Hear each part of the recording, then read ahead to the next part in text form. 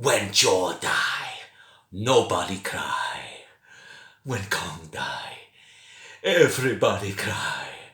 Now that may be the case, according to Dino De Laurentiis, but as he found out to his cost when he did 1976 remake of King Kong, it was not as popular as Jaws. What is about this film 50 years later that makes it so special and continues to have such a big hold on film and popular culture?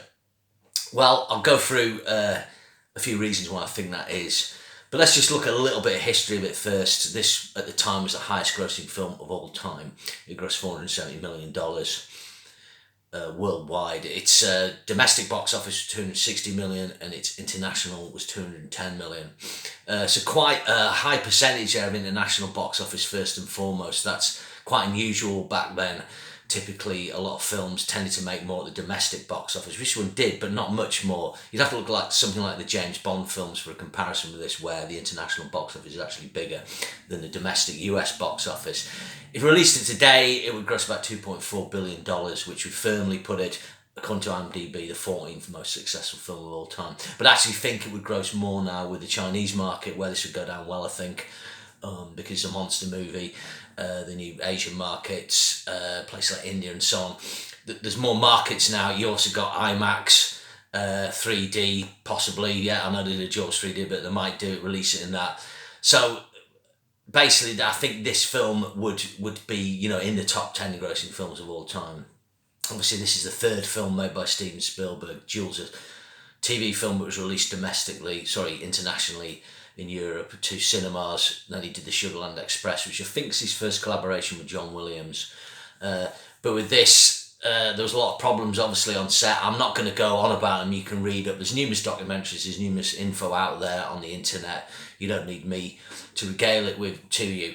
But I think there's a couple of several elements to this. I think the first thing, aside from having a strong script and a great musical score by John Williams, where he first introduces the Wagnerian idea of having character themes, and of course Jaws gets his own theme. He would take this further on Close Encounters and, of course, Star Wars, and that's really what cemented his legacy as maybe the greatest film composer of all time. So you've got that element. I quite like as well when they're out on the water on the orcas. Are quite a lot of them very kind of jolly tunes, quite free spirited. I think this taps into one of the sort of themes of the film and the theme of Spielberg, which I'll come to. But I think the first thing is the casting of the three main stars in this film, characters, is absolutely essential and superb. These are well-written characters, of course, but the actors inhabit them. And I think the reason it does so well is these weren't the first choices. These aren't the initial intuitive casting decisions. Originally, it was Charlton Heston as Brody, Lee Marvin as Quint, and Jeff Bridges as Hooper. So what would be wrong about that casting? Well, for starters, I mean, Charlton Heston could almost play Quint if he wanted to, but he's too much the alpha male, too assured. Charlton Heston, he built his whole career on being very alpha and sort of the tortured alpha male in the sci-fi films he was in. So to me, that wouldn't totally work. And then you got Lee Marvin as Quint. That seems fairly typical casting. Sterling Hayden was another choice as well, but couldn't do it for tax reasons.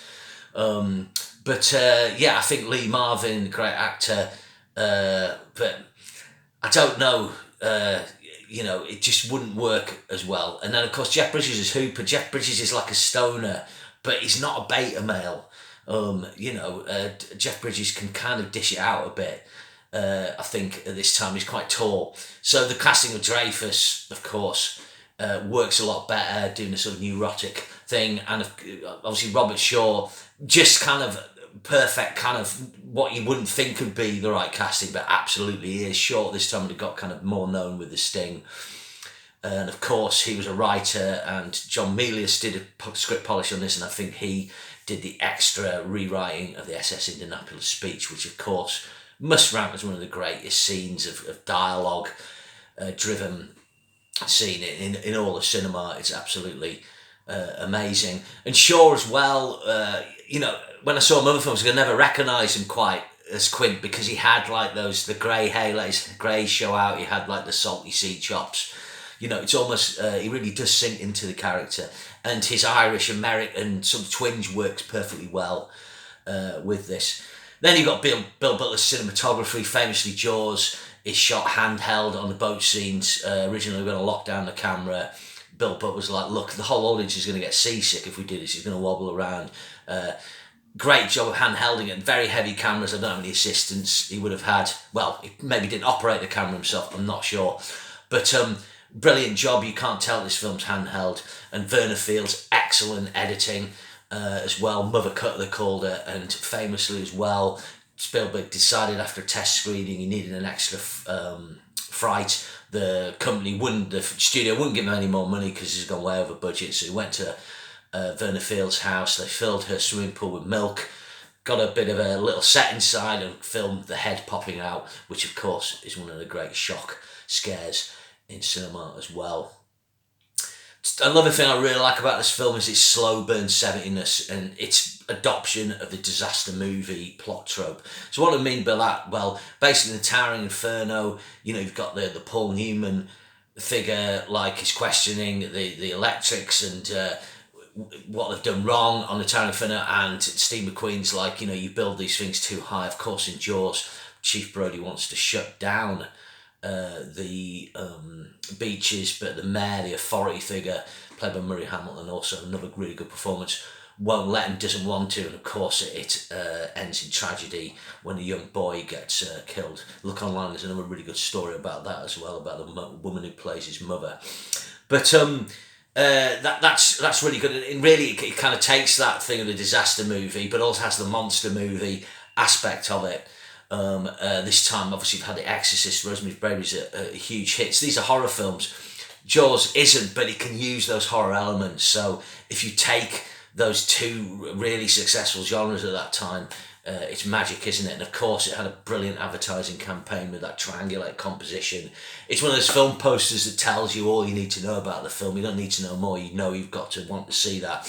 So the slow burn start, I love the naturalism of this. At this time, the movie brats are still influenced and very influenced by the French New Wave, Italian neorealism. I really like the way Spielberg has obviously used actual people from Martha's Vineyard when the film was filmed to perform in the bits in and around the town. And there's a bit where there's a guy, a kind of fisherman guy, I can't remember, but I think Brody has an interaction with him. And it's just great that, and it's very much in keeping with the 70s style. If you look at the start of Star Wars, there's little kind of 70s bits like that.